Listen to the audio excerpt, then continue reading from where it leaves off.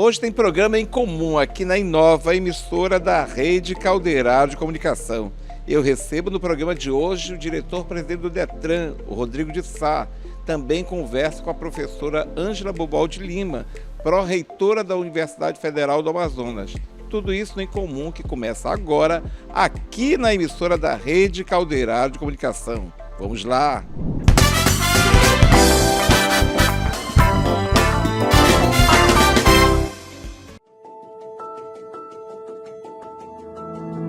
Se ensinamos respeito, cultivamos igualdade.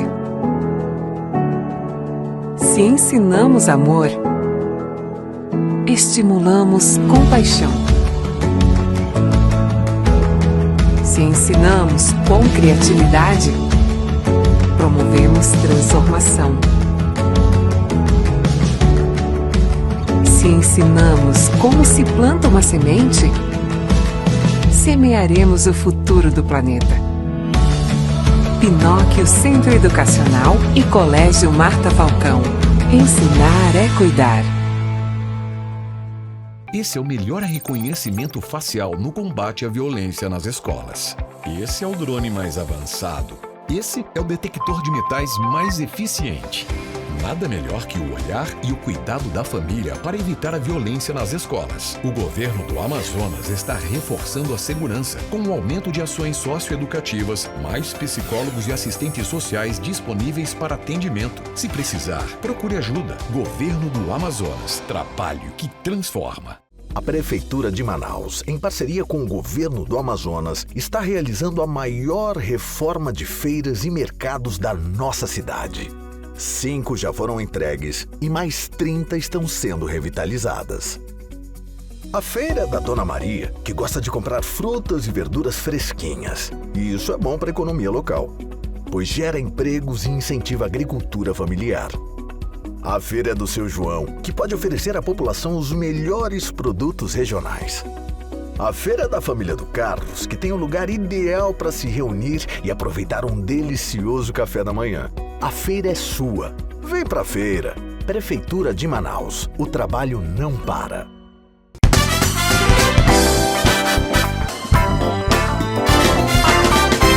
Voltando com o programa em comum pela Inova, emissora da Rede Caldeirado de Comunicação, no nosso cenário na dinâmica, eu recebo a professora Ângela Bubal de Lima, pró-reitora de Finanças da Universidade Federal do Amazonas. Quando a gente fala em Universidade Federal do Amazonas, a gente fala num dos grandes referenciais do estudo do ensino superior no país e no mundo.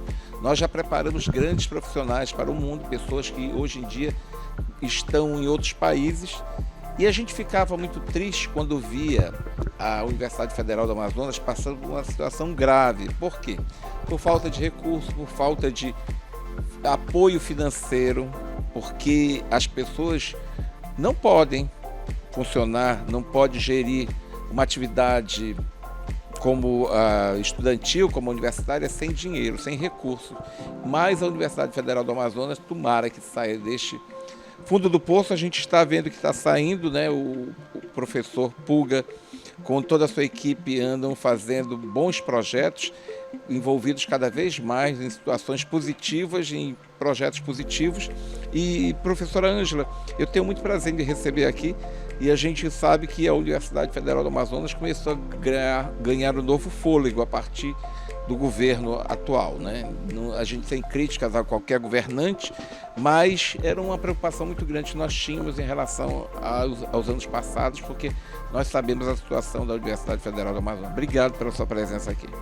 Júlio, obrigada por estar aqui novamente, por essa oportunidade de falar sobre a Universidade Federal do Amazonas, ter essa interlocução que é sempre muito positiva para que a gente expresse os nossos projetos, a nossa visão de futuro e o nosso especial contentamento por um novo momento que a política nesse momento e a gestão da educação nos proporciona com não só aquilo que é relacionado a recursos, mas aquilo que aponta como uma formulação edificada, sustentada de política para ciência e tecnologia e todo o que cerca o ambiente acadêmico, o ecossistema da universidade. Professora Ângela, houve uma evasão muito grande nesses últimos anos, com a falta de apoio institucional, apoio financeiro, apoio político à Universidade Federal do Amazonas. O que aconteceu com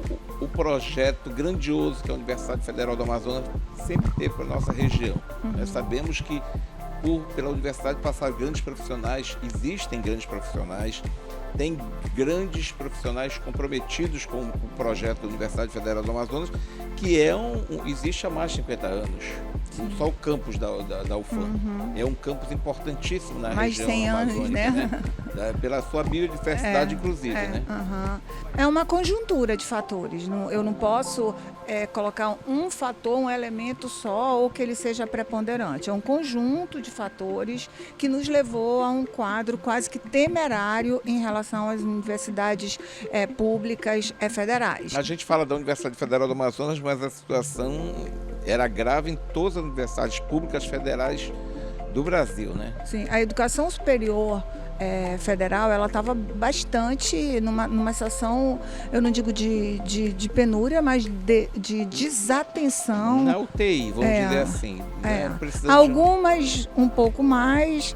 Eu acho que nós conversamos ano passado e todo o nosso trabalho de gestão, todas as nossas decisões acerca da gestão orçamentária, da gestão dos nossos projetos estratégicos, nos levou a uma situação mais confortável, eu digo mais confortável se comparada a outros horizontes mais críticos, e isso nos deu um certo fôlego, mesmo em momentos cuja criticidade encontrou cortes, bloqueios de orçamento e uma completa desatenção e desimportância da educação como um vetor importante para o desenvolvimento social, econômico, político. Então a gente soube meio que fazer o dever de casa na universidade. Eu falo isso com muito orgulho, porque nós estamos muito bem ranqueados, seja no ranking de liquidação de despesa, de projetos, de suplementação. Nós estamos entre as 10 principais universidades federais, sempre federais, que mais recebeu recursos nesse momento. Então a gente tem uma preocupação muito grande com o nosso passivo, entre eles a evasão, que se deu, como eu falei, não só por um elemento, não foi só uma questão orçamentária. Teve a pandemia, que desagregou vários projetos pessoais, profissionais, acadêmicos e óbvio, a situação econômica e política do país desarticulou muita a capacidade e oportunidade de dar continuidade de uma forma mais robusta, mas eu vou dizer que eles foram desacelerados, eles não foram descontinuados ou interrompidos. Mas a gente está retornando agora com muita velocidade para meio que em busca desse tempo que foi perdido e que a gente não desesperança jamais, sabe? Quais são os projetos mais importantes que a senhora considera mais importantes agora para este segundo momento, assim, da gestão do reitor Puga? Porque ele foi reeleito, né, e formou uma nova equipe, e vocês fazem parte desta nova equipe, né, do reitor Puga, que pessoas que acreditaram nas ideias dele, nas propostas dele. Então é o segundo momento, né, que ele passa, né? O primeiro momento foi o grande desafio, agora ele vem para o segundo desafio. Sim. Né? Eu acho assim, primeiro que tem a palavra confirmação, né? A confirmação do acreditar, da crença dos programas que foram iniciados na primeira gestão, e segundo a edificação desses projetos e agora buscar edificar política mesmo, porque em qualquer mandato, seja de prefeito, de governador, o primeiro mandato ele quase que é de apresentação dos problemas e diagnóstico. E são diversos, né? E são diversos. E no segundo é que você procura resolver, ter Equacioná-los, planos, né? programas, mas assim, sempre buscando que essas soluções sejam edificadas, ou seja, a descontinuidade administrativa, política, não interfira de uma forma muito brutal. Na universidade, óbvio que o dano, se comparado à prefeitura e ao governo, é muito menor, porque nós somos muito fortes enquanto corporação, né? Os professores, os alunos, os servidores. Então, a gente pressiona de uma forma mais importante, eu posso dizer assim, e esses programas eles passam a ser institucionalizados de uma determinada forma que o próximo não tem como descontinuar, ele tem como avançar ou avançar. Então, mesmo nesses momentos que houve esse período mais crítico, pandemia, escassez de recursos, a gente continuava trabalhando muito. E a terceira palavra que eu acredito a essa nova administração chama-se gestão. Eu acho uma segunda gestão, né? Não, reitor. e ele se preocupa mais com gestão, assim, em edificar o seu legado através da gestão, sabe? Dos programas que vão ser realizados, daquilo que a universidade vai incorporar como legado dele, né? Enquanto professor, mas legado enquanto instituição também. Agora a gente observou também que o legado do professor Puga, ele ganhou uma notoriedade maior, até porque várias mulheres agora fazem parte desse time, né? Foram escolhidas por ele para fazer parte desse time. Nós sabemos que as mulheres têm um olhar mais amplo, vamos dizer assim, sem qualquer tipo de preconceito em relação aos homens, mas as mulheres sempre olham de forma diferenciada qualquer tipo de iniciativa, né? E várias mulheres foram convidadas para fazer parte, acreditaram no professor Puga, Sim, né? a partir até da vice, né? Da professora Terezinha. Da né? Terezinha Frade. E assim, eu concordo com você, porque a gente tem um jeito mais completo de ver o problema, a gente tem uma característica mais holística mesmo, a gente promove overviews de uma forma mais concentrada e focada do que os homens, e isso é uma habilidade, quer dizer, não é algo... Nós vamos ser apedrejados pelos homens, mas hoje agora nós vamos... Trabalhem para isso. Mas nós sabemos que disso, né? Mas foi uma boa investida, Sim, né? eu acho que tinha que trocar, porque essa renovação, ela dá um sangue novo, ela oxigena as equipes, aí eu chego, mudo a equipe também lá, o meu perfil é diferente, eu entendo gestão como algo que obrigatoriamente é tomar decisão, e decisão você toma avaliando, fazendo diagnósticos, avaliando e optando por aquele que vai ser o caminho efetivamente melhor conduzido, que melhor vai te dirigir aos resultados. E isso, Júlio, se você me permite, ele já é crítico em organização privada e ele é muito mais crítico em órgão público, porque a gente tem o dever como servidor de prestar contas, o tal accountability para a sociedade. A sociedade do dinheiro que é empregado, né? Do dinheiro que é investido, exato, né? Que advém do pagamento dos nossos impostos. De tributos, Então a gente não né? pode perder essa questão que se junta à gestão. A accountability, essa contabilidade, essa responsabilidade em prestar contas e compliance, né? A universidade hoje, deixa eu te dar essa notícia, a universidade hoje ela está em primeiro lugar no ranqueamento de transparência nas universidades federais.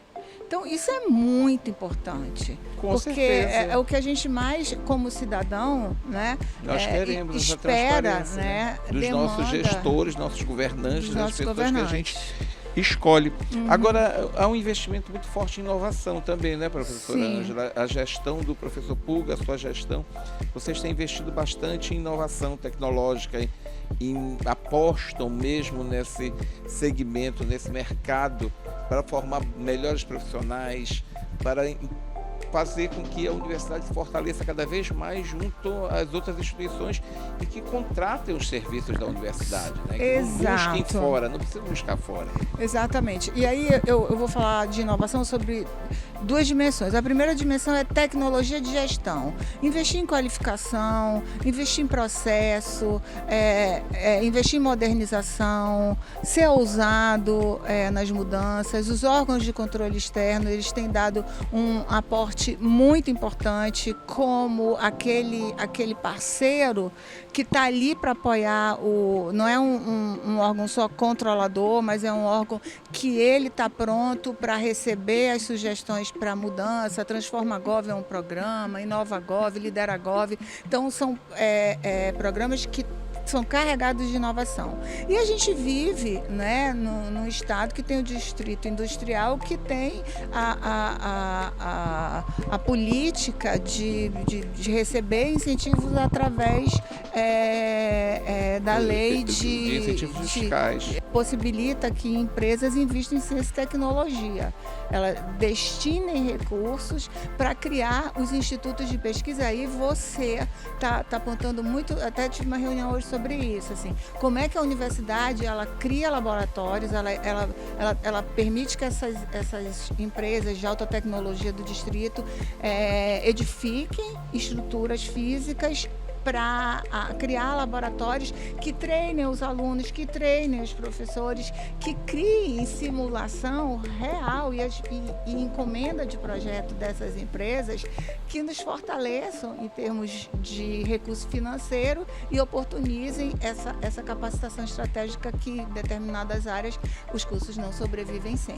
Com certeza, se ele não tivesse essa preocupação, inclusive essa parceria com as empresas do distrito, que são as grandes empregadoras do nosso mercado, praticamente, né, da nossa região, não há um fortalecimento da educacional, um fortalecimento técnico. E a Universidade Federal do Amazonas tem se preocupado muito com isso, né, professor? Sim. Inclusive teve um evento, um grandioso evento, e a professora Ângela esteve à frente, foi um sucesso, inclusive com plantio de árvores para mostrar a preocupação da Universidade Federal do Amazonas em relação ao seu campus universitário, a sua biodiversidade, né, o seu entorno, a sua floresta. A gente, né, nós e a professora Glória também da Proplan, nós ficamos muito orgulhosos em ter realizado esse ForPlad, diferente de todos os outros. Nós superamos a UFRJ, que sabe que eu sou muito competitiva, né? E assim, a gente conseguiu formular uma programação que, aliás, gastronomia, cultura, política no sentido de política para gestão,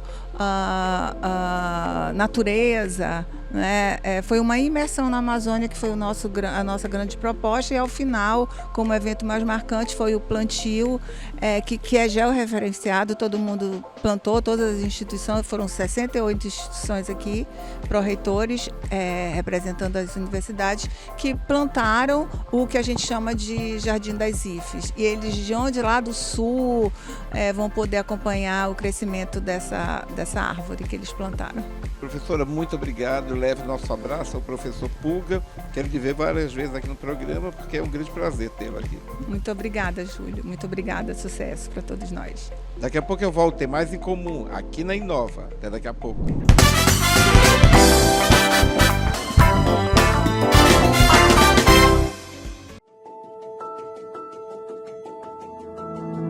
Se ensinamos respeito, cultivamos igualdade. Se ensinamos amor, estimulamos compaixão. Se ensinamos com criatividade, promovemos transformação. Se ensinamos como se planta uma semente, semearemos o futuro do planeta. Pinóquio Centro Educacional e Colégio Marta Falcão. Ensinar é cuidar. Esse é o melhor reconhecimento facial no combate à violência nas escolas. Esse é o drone mais avançado. Esse é o detector de metais mais eficiente. Nada melhor que o olhar e o cuidado da família para evitar a violência nas escolas. O governo do Amazonas está reforçando a segurança com o aumento de ações socioeducativas, mais psicólogos e assistentes sociais disponíveis para atendimento. Se precisar, procure ajuda. Governo do Amazonas. Trabalho que transforma. A Prefeitura de Manaus, em parceria com o Governo do Amazonas, está realizando a maior reforma de feiras e mercados da nossa cidade. 5 já foram entregues e mais 30 estão sendo revitalizadas. A feira da Dona Maria, que gosta de comprar frutas e verduras fresquinhas. E isso é bom para a economia local, pois gera empregos e incentiva a agricultura familiar. A feira do Seu João, que pode oferecer à população os melhores produtos regionais. A feira da família do Carlos, que tem um lugar ideal para se reunir e aproveitar um delicioso café da manhã. A feira é sua. Vem pra feira. Prefeitura de Manaus. O trabalho não para.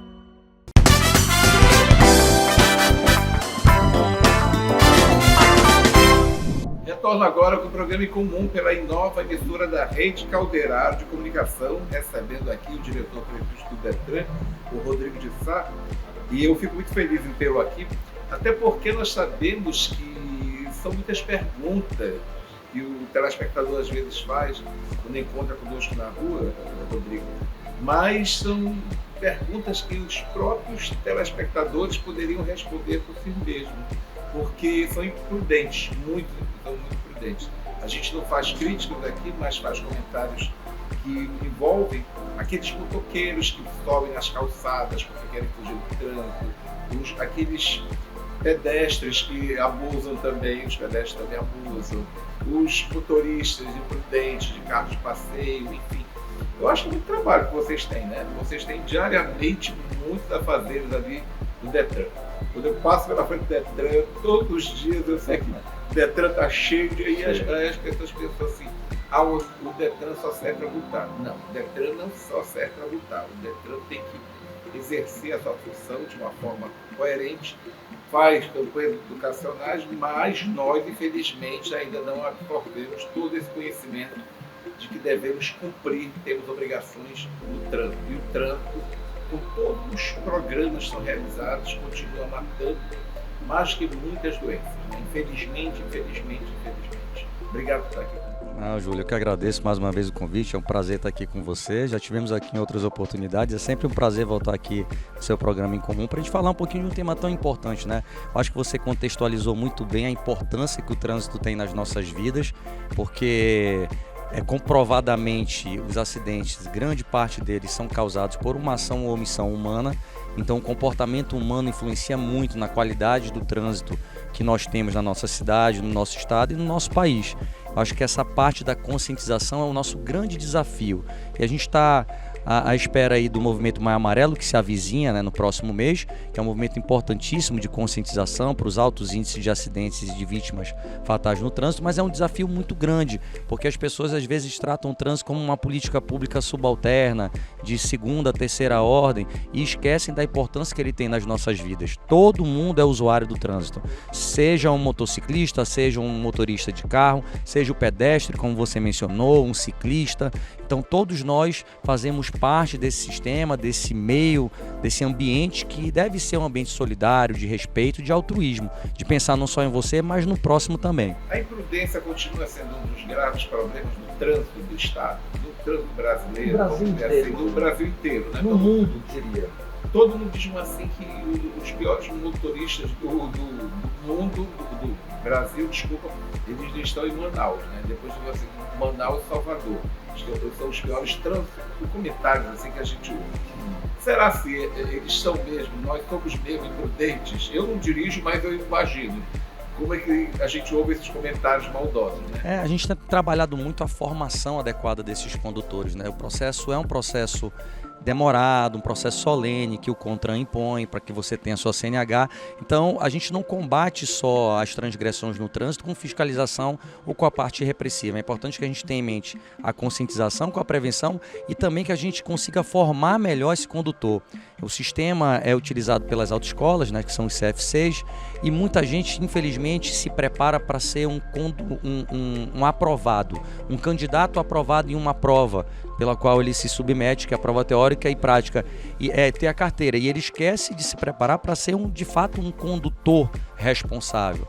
E aí ele consegue obter a licença e vai dirigir muitas vezes com maus hábitos ou sem o conhecimento adequado da legislação. Então a gente sempre diz, tem que ter um trabalho ainda melhor das autoescolas, e a gente tem tido uma parceria muito grande com os CFCs nesse sentido.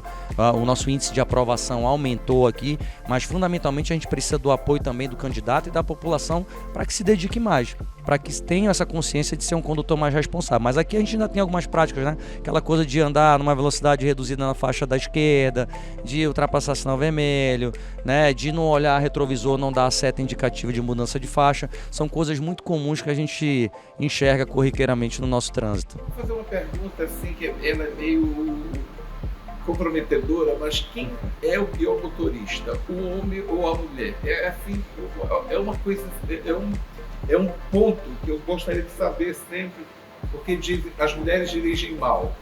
Isso é uma lenda, né? É uma lenda. Os homens dirigem bem. Aí isso criou muito. Quem são os mais reprimidos no trânsito? Os mais transgressores? Eu posso te falar com total e absoluta certeza que são os homens. As mulheres são estereotipadas, infelizmente, de uma forma equivocada como condutoras ruins. E, na verdade, não são. O maior responsável por acidentes são os homens. Os maiores responsáveis por acidentes no trânsito são os homens. Aí, às vezes, o homem com excesso de confiança, né? E o maior número de condutores é de homens, né? Dentro do universo total de condutores. Mas as mulheres, geralmente, têm menos infrações, dão menos causa a acidente de trânsito. Estatisticamente, os homens dão mais causa. Agora, Rodrigo, existe uma grande confusão que se faz, né?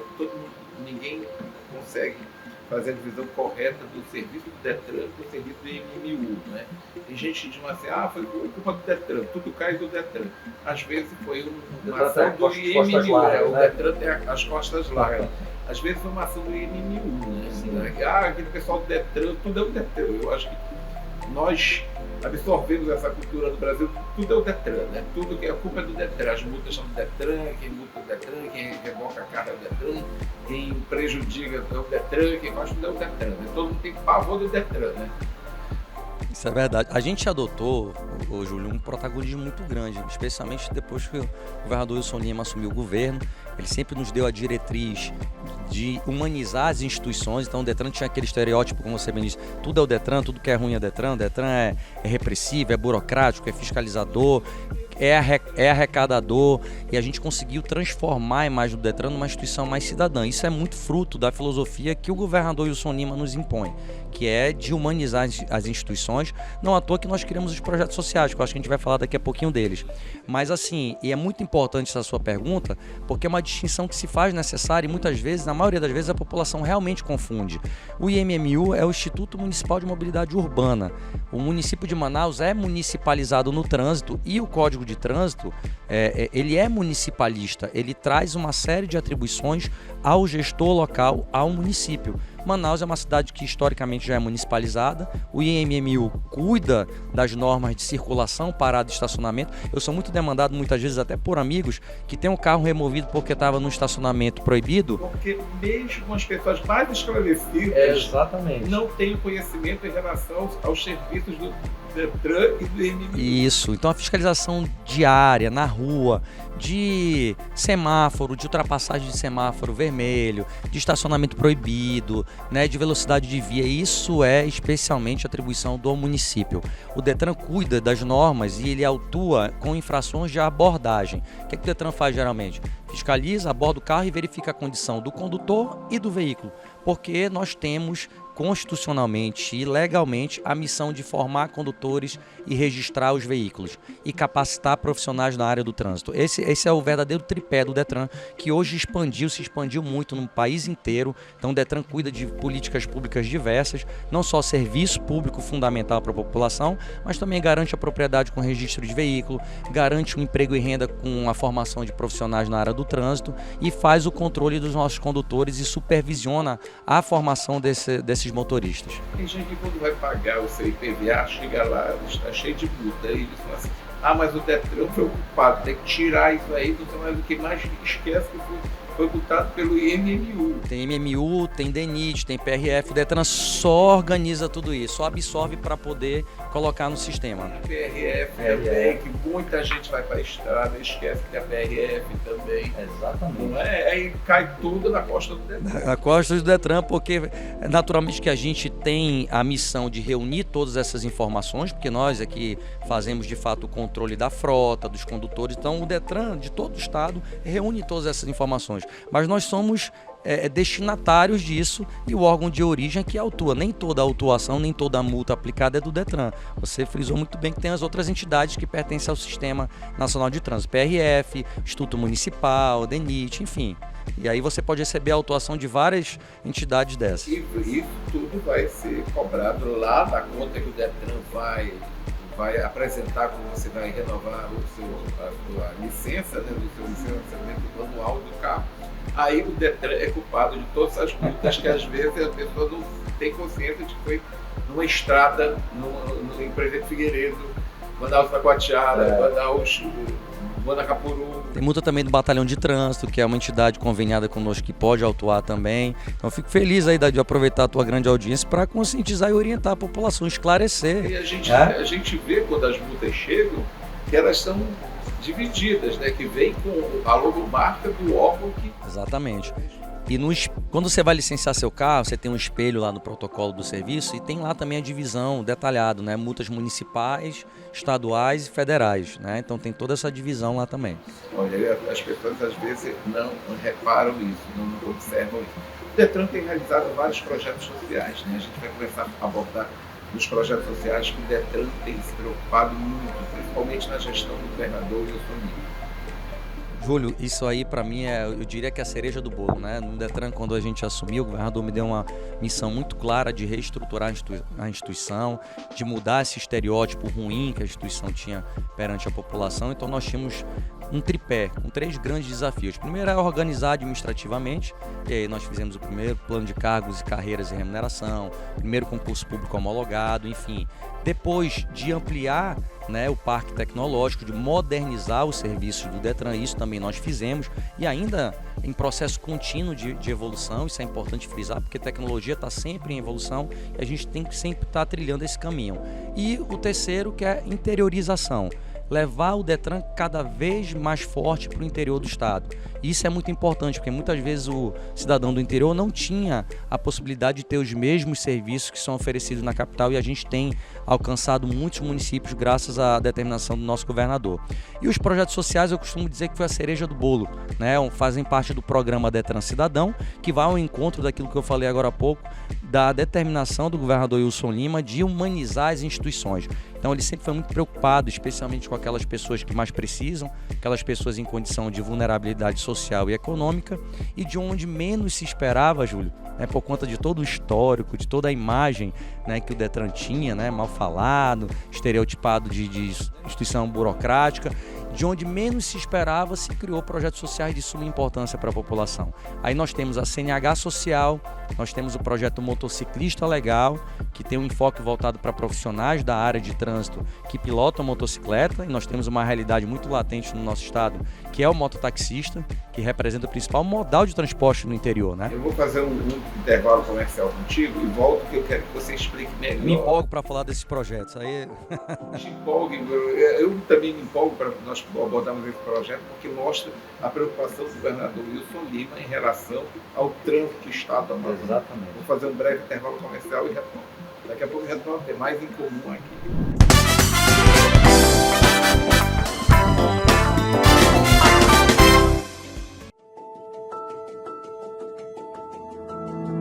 Se ensinamos respeito, cultivamos igualdade. Se ensinamos amor, estimulamos compaixão. Se ensinamos com criatividade, promovemos transformação. Se ensinamos como se planta uma semente, semearemos o futuro do planeta. Pinóquio Centro Educacional e Colégio Marta Falcão. Ensinar é cuidar. Esse é o melhor reconhecimento facial no combate à violência nas escolas. Esse é o drone mais avançado. Esse é o detector de metais mais eficiente. Nada melhor que o olhar e o cuidado da família para evitar a violência nas escolas. O governo do Amazonas está reforçando a segurança com o aumento de ações socioeducativas, mais psicólogos e assistentes sociais disponíveis para atendimento. Se precisar, procure ajuda. Governo do Amazonas. Trabalho que transforma. A Prefeitura de Manaus, em parceria com o governo do Amazonas, está realizando a maior reforma de feiras e mercados da nossa cidade. 5 já foram entregues e mais 30 estão sendo revitalizadas. A feira da Dona Maria, que gosta de comprar frutas e verduras fresquinhas. E isso é bom para a economia local, pois gera empregos e incentiva a agricultura familiar. A feira é do seu João, que pode oferecer à população os melhores produtos regionais.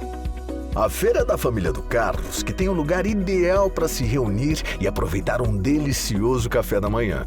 A feira é sua. Vem pra feira. Prefeitura de Manaus. O trabalho não para.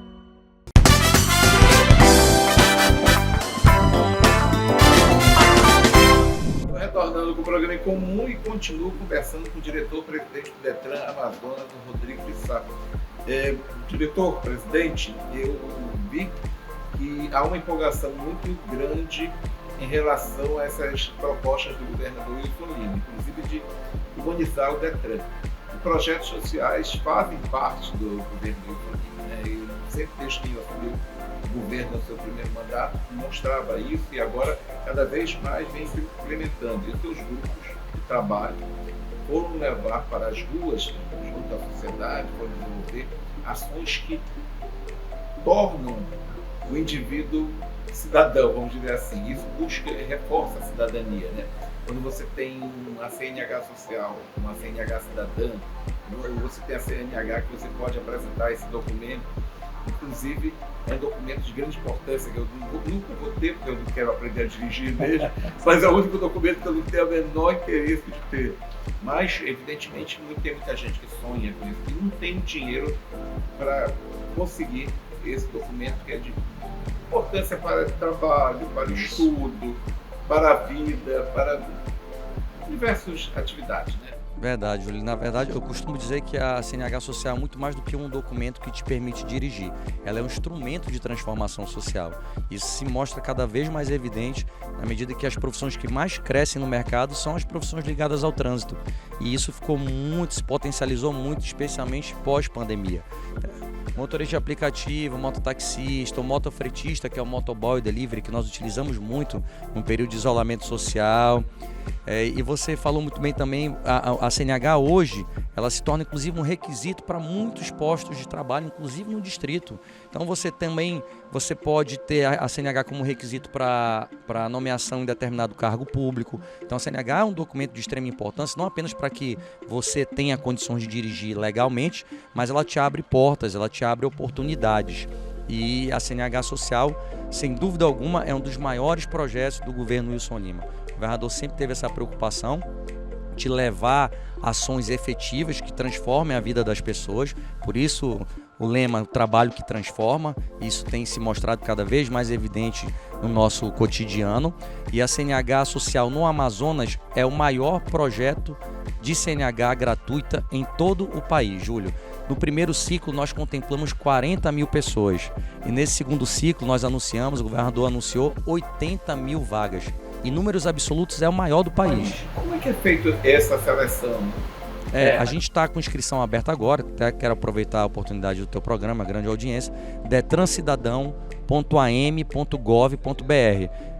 Acesse o site, lá você vai ter todas as orientações, vai ter o detalhamento dos requisitos que você deve preencher para ser eventualmente um dos contemplados, e aí você vai se cadastrar. A gente colocou uma janela maior esse ano de 60 dias para justamente possibilitar que o cidadão do interior também tenha tempo hábil de se inscrever. Então 60 dias de inscrição, ao final do qual, acho que final de junho, nós vamos já lançar a primeira etapa desse segundo ciclo. Esse projeto é desenvolvido também no interior ou as pessoas vêm do interior para participar desse projeto na capital? Não, Júlio, a gente faz em todo o interior do estado. Isso que é o mais bonito. A gente consegue, é uma logística muito difícil, mas a gente faz com o maior prazer, com o maior carinho, porque a gente vê a alegria no olhar do cidadão, especialmente do interior, quando ele recebe uma CNH, que é uma economia muito grande, Júlio. A CNH hoje, categoria A, que é de motocicleta, não custa menos de R$ 1.200. Categoria B chega perto de R$ 2.000. Então você levar, isso é uma realidade nacional, tá? Não é só aqui do Amazonas, não. Então você levar esse cidadão, através do governo do estado, essa ideia brilhante do governador Wilson Lima, levar essa economia a essa pessoa e abrir oportunidades para que ele possa ter uma renda, isso não tem preço. E aí a gente faz em todo o estado, a gente conta com a parceria das autoescolas, das clínicas médicas e leva ao município do interior também, em loco. Ele não precisa se deslocar para Manaus. Para você ter ideia da dimensão desse projeto, da importância que ele tem e do case de sucesso que foi realizado aqui no Amazonas, nós recebemos essa semana uma comitiva do Detran da Bahia, já temos agendamento para a comitiva do Detran de São Paulo também, para conhecer os nossos projetos sociais como modelo e levar como um case de sucesso para o estado deles. É tão bom quando a gente vê que um projeto, uma semente foi plantada e deu bons frutos, né? E o governador Wilson Lima está no caminho certo, justamente com a sua equipe, né? Porque isso aí a gente faz em conjunto, né? São vários órgãos trabalhando com o Detran para que o Detran fortaleça cada vez mais essa ação, né? Porque é uma operação bastante difícil, complexa. E, além da CNH social, existem outros projetos, né? Que é o motorista legal. É motociclista legal. Isso, é. O que o motociclista legal faz? Porque a gente precisa do motociclista legal. É um projeto muito legal também, um projeto que nós iniciamos no final de 2021, executamos muito em 2022, que é um projeto fundamentalmente voltado para os profissionais que pilotam motocicleta, ou mototaxista ou motofretista. E o mototaxista, Júlio, ele representa hoje o principal modal de transporte no interior. Ele, em alguns municípios, é o único meio de transporte que a população tem à disposição. E eles estavam esquecidos há quase 20 anos, que não tinham olhado do poder público no sentido de capacitá-los, de ofertar um auxílio, uma condição favorável de trabalho. Então o governador Wilson Lima me determinou que olhasse para essa categoria, tanto que onde ele passava no interior ele era ovacionado por esses profissionais, porque foi o único governador nas últimas décadas que olhou para essa categoria que é de suma importância para a sociedade.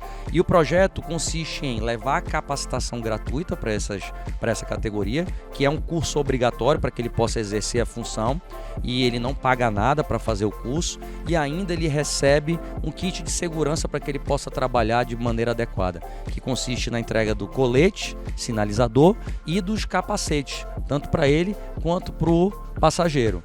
Exatamente. Mostra segurança, inclusive no interior, que muita gente não cumpre as regras do trânsito, né? Infelizmente a gente vê que é uma realidade. Quem vai ao interior, a gente procura educar, procura mostrar como é importante a gente seguir as regras do trânsito, mas é difícil, né? É difícil. O projeto ainda tem esse objetivo. A gente tem o mototaxista também como multiplicador, né? Ele é um exemplo para os outros motociclistas, então é interessante que ele siga as regras, utilize os equipamentos, quem sabe assim ele consegue influenciar positivamente os outros condutores, outros pilotos de motocicleta no seu município. Existem outros projetos sociais também que o Detran executa, né? Quais são os outros projetos sociais? Nós temos um muito bonito, Júlio, que é ainda muito incipiente, obviamente, mas o Amazonas foi pioneiro também nesse projeto, que é a CNH na Escola. CNH na Escola, existe uma resolução desde 2007 do CONTRAN, que permite com que você leve a legislação de trânsito para as escolas, só que nenhum estado havia implementado esse projeto. É um projeto que leva a educação gratuita de trânsito para o nível médio, e a gente iniciou pela rede pública de ensino. As aulas são ministradas em contraturno, né, intermediário, não é uma matéria obrigatória, é optativa, mas aquele aluno que adere ao projeto, ele vai ter 90 horas aula, dividido nos 2 últimos anos do ensino médio, ao final do qual ele já vai sair com o curso de legislação e pronto para fazer a prova teórica sem pagar nada. Ele não paga pelo curso de legislação. Isso aí representa uma economia aí de R$500, R$600 no orçamento familiar. E nós temos um projeto que é fruto brilhantemente do nosso governador Wilson Lima, sempre preocupado com as pessoas, de ampliar a CNH na escola para que esses alunos que aderiram a esse projeto sejam absorvidos pela CNH Social. Esse projeto ainda vai ser enviado para a Assembleia, ou seja, no futuro, todo aluno da rede pública de ensino do Estado do Amazonas vai ser beneficiado com a CNH gratuita. Porque ele já faz parte da rede pública, já passou por esse projeto. Pela legislação. A legislação já se preocupou e a gente tem que fazer essa base, fortalecer cada vez mais, não é, Rodrigo? Essa base de preocupação em relação ao trânsito. E ao futuro, né, Júlio? O futuro, porque são esses jovens que vão nos ajudar a melhorar o nosso trânsito, né? Os multiplicadores, que são eles que dão o nosso futuro, porque atualmente nós somos muito irresponsáveis no trânsito. Eu não dirijo, mas eu sei o que é isso. Isso é preparar o condutor do futuro, né? Isso é muito importante, não pensar só de maneira imediata, mas a longo prazo também é importante. E de uma forma impressionante, né? Nós continuamos emplacando muitos carros no estado do Amazonas, né? É impressionante, né? Como é que muita gente, por mais que o preço cresça no mercado de carros, de veículos, o preço do combustível, mas o Detran continua emplacando bastante carros, né? Júlia, nossa média é de 5 mil carros por mês, né? Em alguns meses aí, dezembro, janeiro, temos até pico de 6, chegando perto de 7. Mas a média é de 5 mil veículos por mês. A nossa frota já ultrapassa 1.100.000 veículos. A expectativa no estado do Amazonas. E só em Manaus, aproximadamente 900 mil veículos. Manaus é uma cidade-estado, né? Então ela concentra, obviamente, 80% a 90% de toda a frota. É muito carro entrando. Como você disse, aumentam os preços, gasolina fica mais alta, tem todo o contexto do custo de manutenção do carro, mas por outro lado, a linha de crédito, né? As ofertas de crédito aumentaram, então aumenta também o escopo aí de oportunidade para que o cidadão consiga comprar o seu carro, sua motocicleta. Hoje tem sistema de locação também, que você consegue fazer uma assinatura mensal e ter o seu carro. Então você vai ver também empresários investindo em frotas para alugar esses carros, e esses carros vão para a rua, assim como qualquer outro. Já existe até, inclusive, empresas de aplicativo, né, que eles alugam diariamente para trabalhar, né? As pessoas alugam as suas motocicletas para trabalhar. Assim como existem com outros veículos, as motocicletas já podem ser locadas, né? Exatamente. Para prestar esse tipo de serviço. Né? E quanto mais tivermos o incentivo do governo, no meio da CNH social, da CNH nas escolas, do cidadão, nós vamos incentivar cada vez mais o crescimento social e econômico do Estado. Quais são os próximos programas que serão incentivados nos próximos meses? Já tem alguns alinhavados? Tem, Júlia. A gente agora no mês de maio exatamente, vamos fazer a abertura do Maio Amarelo. Temos uma intensa programação que compreende esse movimento, que é de suma importância em todo o mundo, é um movimento mundial, que tem o objetivo de chamar a atenção da sociedade para os altos índices de acidentes e de vítimas fatais no trânsito. E a gente vai ter uma programação educativa, preventiva. Temos a expectativa de realizar uma audiência pública para tratar do tema municipalização do trânsito, sobretudo no interior do estado, isso é muito importante. A gente tem projeto aí de construção de sinalização para o interior. A gente tem muito em breve a perspectiva real, o governador vai anunciar muito em breve da inauguração da Escola Pública de Trânsito. Detran Amazonas vai ofertar durante 2 anos os cursos profissionalizantes de forma 100% gratuita.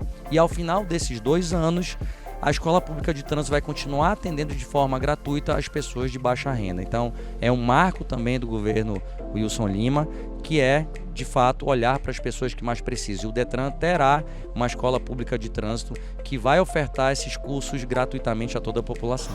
E essa Escola Pública de Trânsito deve ser anunciada oficialmente pelo governador Wilson Lima? Tem alguma previsão? A gente tem a intenção do anúncio ocorrer agora no mês de maio mesmo, entendeu, Júlio? Aproveitar durante o Maio Amarelo, acho que é uma medida importante, que vai capacitar profissionais, vai formar novos condutores. Isso faz com que a gente também consiga, né, de uma forma imediata, a médio e longo prazo, proporcionar um trânsito mais seguro à população. E tem outros projetos também, posso falar um pouquinho de interior. Em Humaitá nós inauguramos o primeiro polo avançado de atendimento ali na Calha do Madeira. É o primeiro município da história do Detran, Júlio, a confeccionar placa e CNH lá no município. E aí a gente vai inaugurar em Tefé muito em breve, já está em funcionamento, mas vai ter a inauguração formal. E em seguida em outros municípios estratégicos, como Tabatinga, Parintins, Eirunepé, para atender todas as calhas do Amazonas e otimizar os nossos serviços. A população do interior terá o serviço com mais rapidez, não vai esperar tudo sair de Manaus, vai ter lá bem pertinho a sua CNH e a sua placa. Porque é difícil, inclusive, financeiramente, você chegar até a capital. E a demora, às vezes, da capital para o interior. A internet é lei de Tabatinga, a gente sabe que a dificuldade. Tabatinga é horrível, internet. Vai facilitar cada vez mais esse serviço. Rodrigo, muito obrigado por ter estado aqui conosco nesses momentos de grande importância, porque a gente presta esclarecimento à população sobre projetos do governo Wilson Lima, e espero que você continue assim desenvolvendo ideias que são de extrema importância, vamos falar assim sempre, porque o governo Wilson Lima está preocupado sempre com o cidadão, com a população. E o social é um dos pilares do governo. Talvez o mais importante, né, Júlio? Eu acho que ele sempre se preocupou com as pessoas. A gente tem um grande líder, um grande exemplo. Eu quero, em nome do governador Wilson Lima, lhe agradecer o espaço aqui, porque a gente deu informações aqui de utilidade pública importantíssimas para a sociedade, e me coloca à disposição para sempre voltar para a gente falar de trânsito, dos projetos sociais e do trabalho do governo do estado do Amazonas em prol da nossa população. Obrigado, Júlio. E mais informações você pode acessar a página do Detran, acessar as redes sociais do Detran, você terá mais informações. Semana que vem eu volto com mais em comum aqui pela emissora da Rede Caldeirada de Comunicação, aí nova.